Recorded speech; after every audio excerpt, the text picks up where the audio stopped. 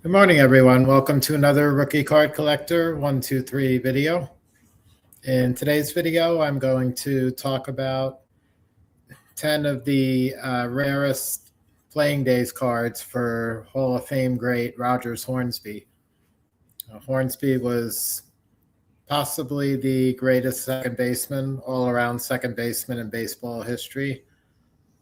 Starred for the first half of his career with the St. Louis Cardinals, and then later on played, remaining in the National League, played for the Chicago Cubs, as well as the New York Giants.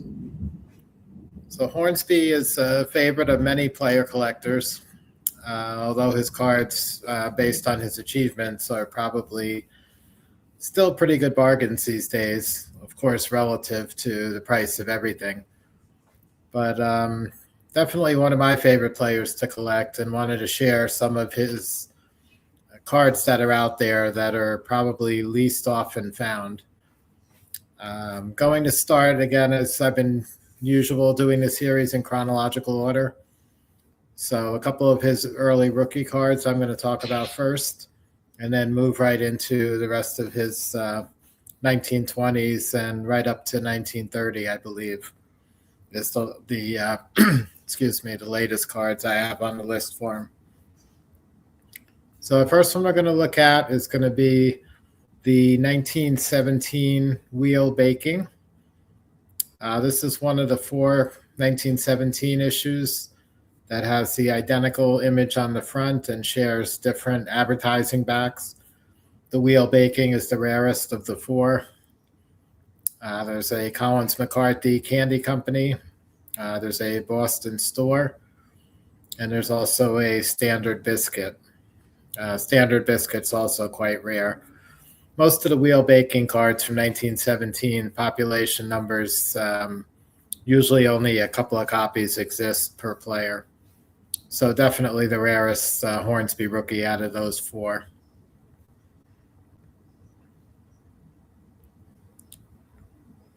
Okay, moving on to the number 2. We've got the 1917 to 20 Felix Mendelssohn. These cards are similar to postcard size. They're blank on the back, and a lot of them have unique images, a lot of in-action shots, in-action poses. I really love this set. And this one pictures Hornsby, you could see, in a very early St. Louis Cardinals uniform. Also listed as shortstop on this card. And this one being from the 1917 to 20 time frame, also puts it up into rookie card status, along with the wheel baking that we just looked at. These are cataloged in the American Card Catalog as M101-6. And these were photographs taken by Felix Mendelssohn, who's the set bears his name. Mendelssohn also took the photos for the 1916 Sporting News sets, the M101-5s and the M101-4s, as well as many of the photos for the 1917 wheel baking, Collins McCarthy, etc. Another super rare Hornsby, population on these is somewhere around 10 or so.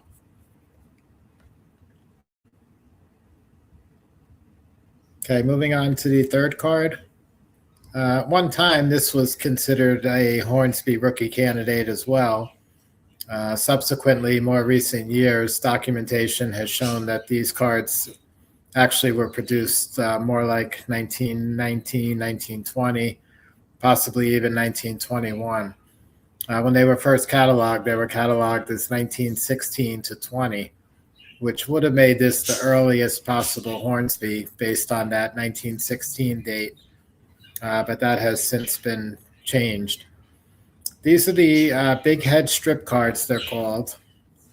The picture of the Hornsby here, the head on Hornsby, is a little more in line with the rest of the body and the caricature type of artwork.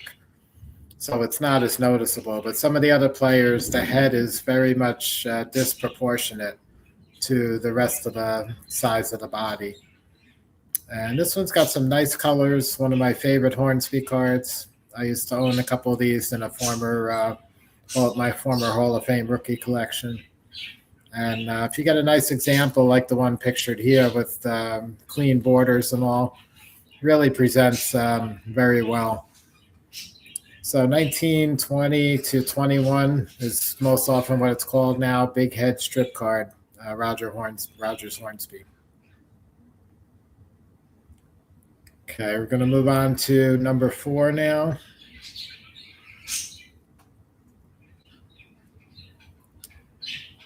And we're going to look at a few different strip cards as the Hornsby cards run quite a bit through the 1920s, and a lot of the cards out there in the 20s were strip cards.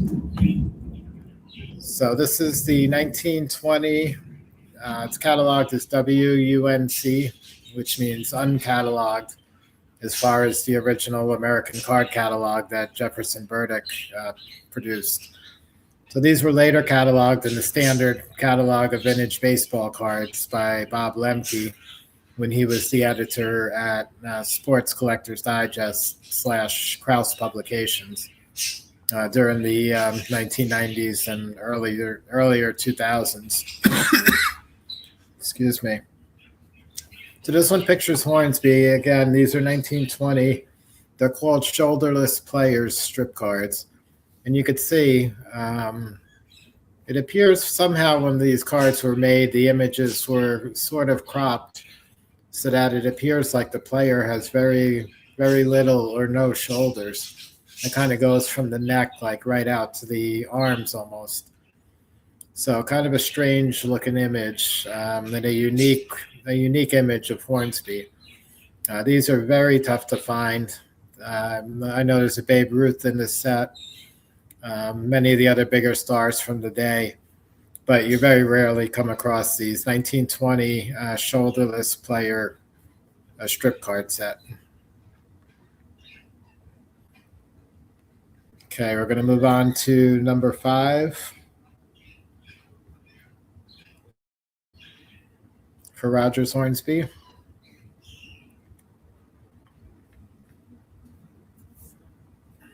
And this one is going to be from 1921. It's another strip card set. And these are called the WUNC again. So that means they were not originally cataloged by Jefferson Burdick in the American card catalog. These are called self-developing strip cards. These are those with real photographs that you would wet the surface of the paper and the picture would develop right in front of you. And this one has really dark, really nice exposure. A lot of them did not come out so nice or so dark. But this one's a really, really strong example. These became more popular, these self-developing type of cards in the early 30s. Tattoo Orbit, the same company that put out a colorful 1933 baseball card set. The same year, also 33, put out a similar self-developing baseball card series from their company, Tattoo Orbit. But these are rarer than the Tattoo Orbits, which are very hard to find themselves. And these are from, like I said, 1921.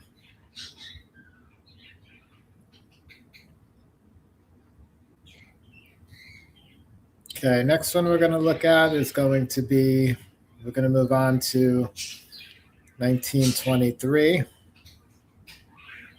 This will be number 6 for Hornsby. And this is a W503. It's cataloged as a strip card. These actually were issued with candy or caramel packages. And this one is, I believe, a unique pose of Hornsby. I don't think it appears on any other card. These are very rarely seen W503s, one of the rarest of all the strip card catalog sets from the 1920s.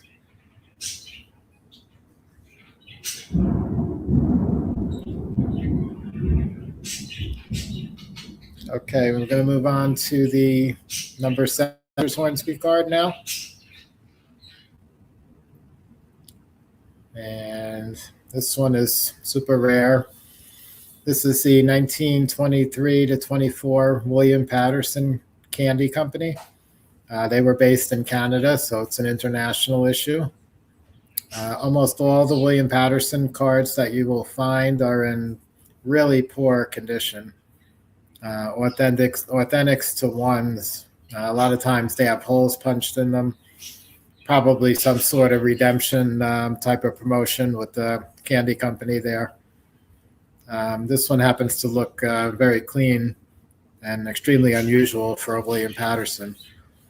And this one pictures Hornsby with St. Louis, still in the prime years of his career, 1923 to 24.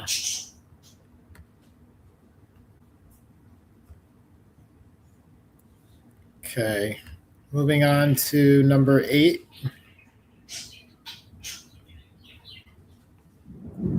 Next one we're going to look at here is the 1923 Lections cards. And these were produced in the format where you had an oval with the player's portrait in the circle on the left of the card, and the right of the card was a baseball playing game type of a scene.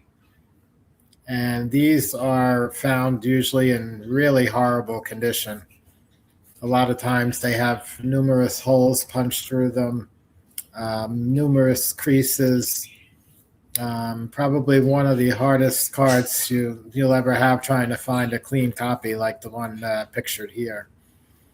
Really bad condition set. So 1923 Lections, there's some big names in this set. Babe Ruth is in there. Most of the other big stars from the day, and Rogers Hornsby included as well.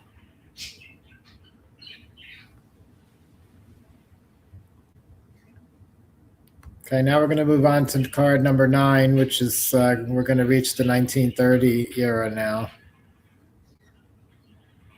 A couple of cards later in Rogers' career, and this one is the 1930 Bagor chocolates. These were very tiny, little square photographic cards. They were produced in Cuba for the U.S. players.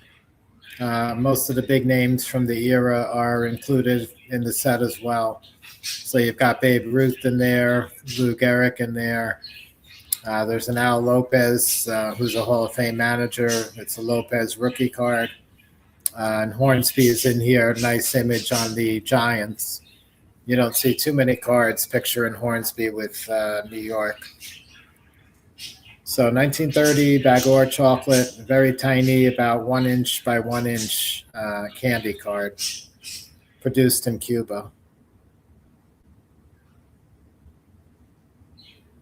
And finally, we're going to move on to the card number 10.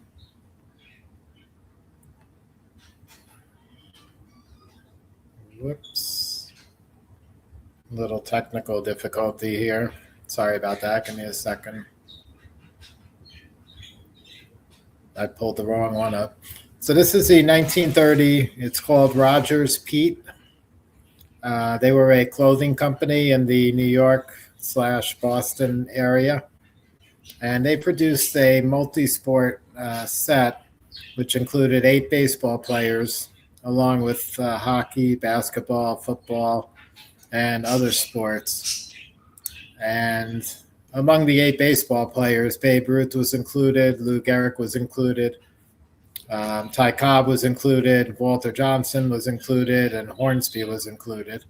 So some of the biggest names in the game for sure. These were extremely rare. Apparently, they were giving out 4 cards at a time, which was usually maybe 1 baseball, 1 football, 1 basketball, 1 hockey, by the clothing stores. So you got a set of 4, and there's 8. Like I said, there's 8 known baseball players, including Hornsby on this one. So that's going to wrap up the Rogers Hornsby, my top 10 rare playing days cards. Sure, there's certainly others out there that would meet this criteria as well. Usually anything with populations in the under 10 range is the ones I consider rare. 10 to maybe 50 or so population numbers, I would say more on the scarce side. And then more than that would, move up accordingly. So hope you enjoyed today's video. Have a great day, and I'll catch you guys again on the next one.